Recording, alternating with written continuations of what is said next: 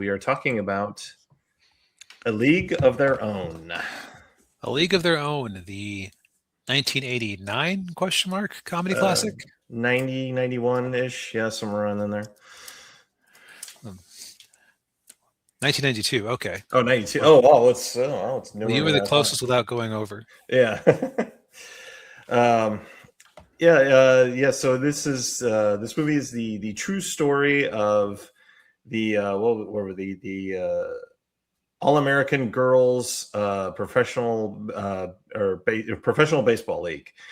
And so the crux of the movie is that in the early days of World War II, they basically had to stop, or I can't remember if they stopped Major League Baseball the problem was all the baseball players had to go fight in the war.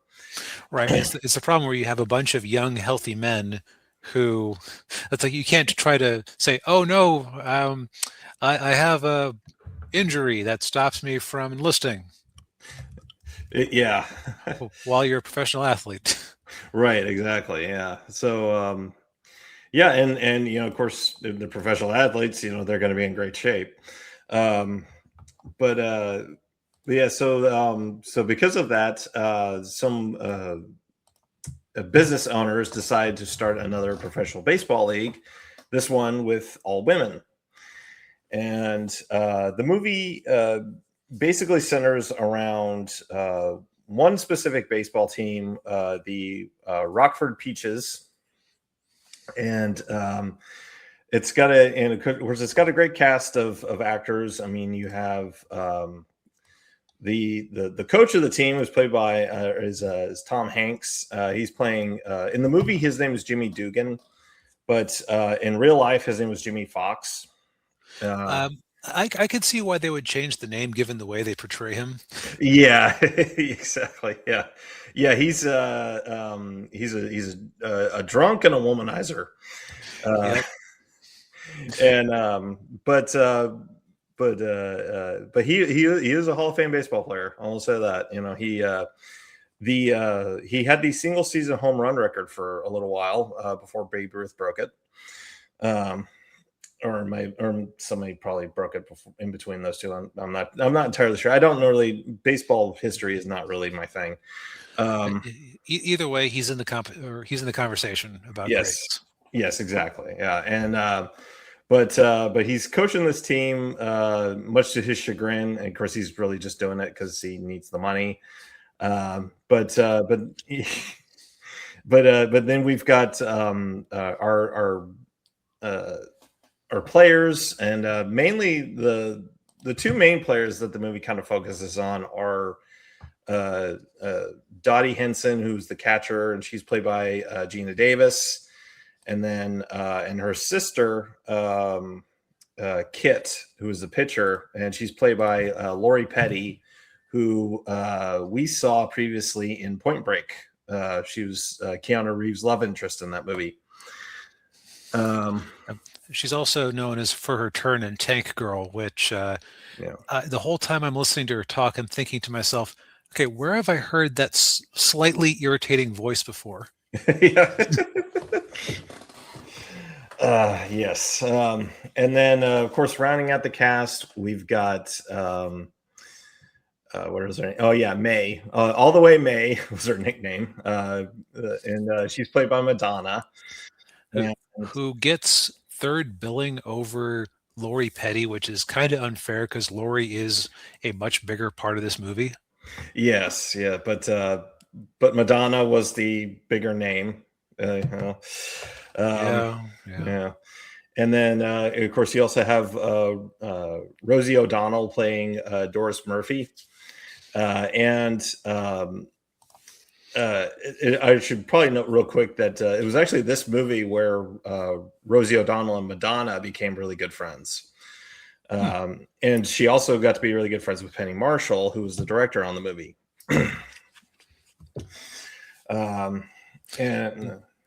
For Simpsons alums, there's also Harry Shearer does a couple of announcer voices through the movie. And also John Lovitz plays the talent scout who I wish he was in the movie more. He was great.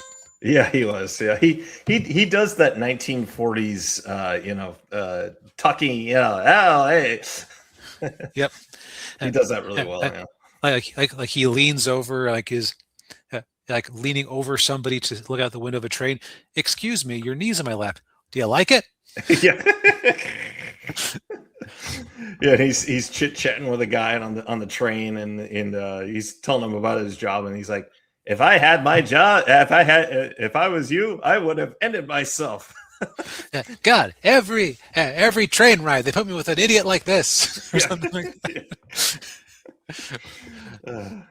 And the core of the movie is a sister conflict between Geena Davis's Dottie and Lori Petty's Kit, who are sisters, and Dottie's I think somewhat newly married, yeah. and Kit puts it later in the movie, whenever you're around, it's like I'm not. Yeah. And Dottie is like the wunderkind. She is the super talented baseball player. Yeah. Yeah. And of course, she's very, you look at her, you kind of picture her as a professional athlete or a baseball player, because I mean, she's tall, and obviously, very athletic, and she's, her knowledge of baseball is really good. Yep. Where Kit, she does look like an eternal little sister. Yeah. Yeah. And hey Argos, good to see you. And I forgot about that. Yeah, she was the voice of Livewire on the Superman cartoon. Okay, that's also where I know her from. Okay, that makes sense. But yeah. So you've got this budding rivalry between the two sisters, and then, and of course, the crux of the movie is basically just them playing through this season, going through all the shenanigans you would expect from professional athlete, professional sports team like this to do, and of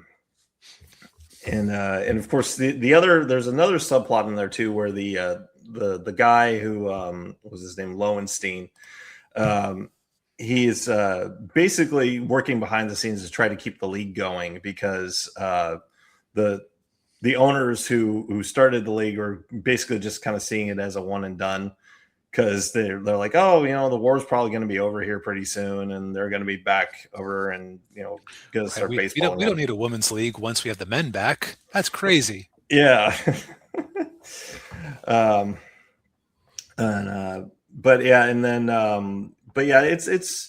I mean, it's very good. It's a great sentimental comedy. The performances are really great. Obviously the standout's Tom Hanks. Yes, he made this movie. Yeah. And it's a weird role for him, because I don't usually think of him as playing a huge jerk like that. No, you don't. Yeah, he's always he's got that reputation or that image of being the nice guy. Yeah, and so it's a little strange seeing him playing an alcoholic womanizer who is and doing it so well. Yeah. I would say this movie plays in the same league, actually unintended pun there, as things like what's Major Leagues. Major League. What was that football? Slapshot. Oh, the football. Longest Yard. Not the longest. Well, okay, somewhat similar to the Longest Yard, but there was like this worst one we watched with Scott Bakula in it. Yeah, I can't remember the name of it. I mean, when the best part of that movie was the performance by Sinbad, you're in trouble. Yeah.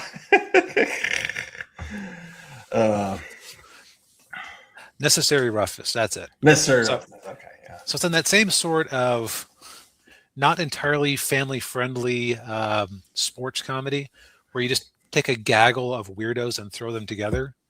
I would say that this is in the upper echelon of that genre. Yeah. Because it does a pretty good job of keeping the emotional core of the story. It's pretty in focus. And also just like every actor has some sort of good moment. I would say Madonna is kind of a weak spot, but I get it. She was there to try to boost up the movie in 1992. Yeah. But like, she's fine. Yeah, she was all right. Yeah. And oddly enough, Rosie O'Donnell was actually funny in this movie, I thought. Yeah, she was perfect. Yeah. I mean, say what you will about Rosie in other aspects of life, but she can bring it when she wants to. Yeah. This movie came out at the time when people actually liked her. But yeah, I mean, I think this is a really great movie. I'm glad Netflix recommended it to you, because I hadn't seen it in a very long time. And I hadn't seen it before, but it was always on my to-do list. Yeah. Yes, and of course, as a reminder that the great line from the movie, "There is no crying in baseball." There's no crying in baseball.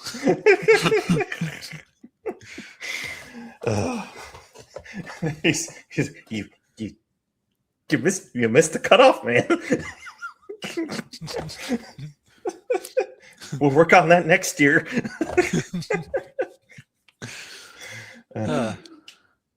Yeah, strong recommend. If you even like some of those movies we mentioned, you'll like this one too. Oh yeah.